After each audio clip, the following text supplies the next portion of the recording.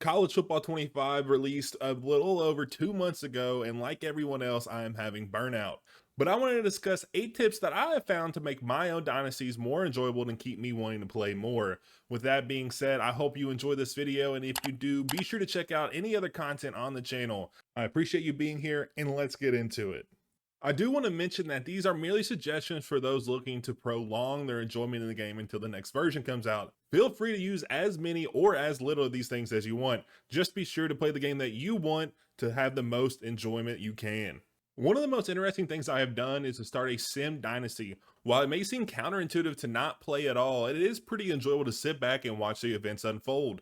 Of course, you can recruit and keep your team up to date on your own, but you can also turn on auto recruiter and let the CPU take over. I have found this is a great way just to kick back and relax without the stress of competing constantly to win every single game. And speaking of winning every game, another great way to prevent burnout is to never quit a game or redo one when you lose. I constantly find myself trying to perfect each and every moment of my games. I throw 4 interceptions in the first half, I want to quit and restart. I lose a close game because of some bogus call or glitch, I want to restart my game. But ever since I have instilled in myself to have no mulligans, I really see the benefit of not replaying anything. Not only do you progress through seasons faster, you also have realistic results. No coach in real life gets an undo button, and it really pays in the end if you don't either.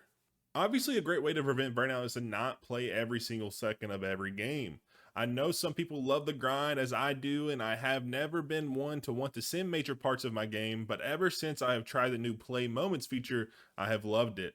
It gives you the most important parts of the game, and you get perfect bite-sized portions of play to not bog you down in weeks of regular season gameplay. With this, you can get through any season in a weekend and a career in a few weeks. I am sure you've seen a ton of videos on the best recruiting strategies and whatnot, but I would recommend staying as far away from those as possible. Glitches in sports games, especially recruiting ones, steal all the luster away from the beauty of building your team and cutting your teeth on the recruiting trail to build the best team you can. Obviously, it's your game, and if you struggle with recruiting or find joy in having the best of the best, go all in. But in my opinion, switching it up every now and then provides a lot of replayability and prevents that burnout we're trying to avoid. Sticking with another recruiting topic would be to head over to 24/7 Sports and take a look at the last few years of your team's recruitment in real life. Get a generic idea of how many 3, 4, or 5-star players you bring in and try to set a goal for that many players per year or put a cap on yourself when you recruit. Grinding isn't for everyone, but when you have spent 10 years at New Mexico State and you finally found a way to make the playoffs with 8 4-star upperclassmen, it is arguably the most rewarding part of the game and keeps you wanting to play more.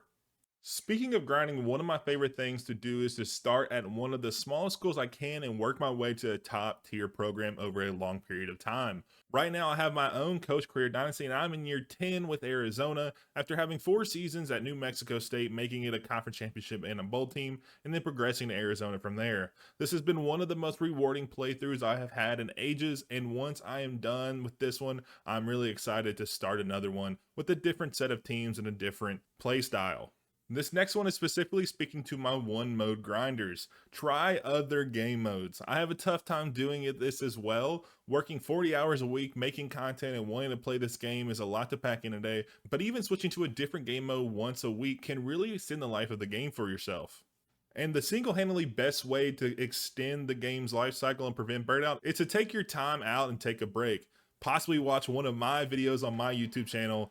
Just joking, just a selfish plug right there. But I do want to end this one and say I appreciate you all being here for this one, and I hope you enjoyed. And if you did, consider smashing that sub button below as we are closing in on 1,000 subscribers here in the next few weeks. If you want to check out a video on the screen, go ahead and I will catch you in the next one.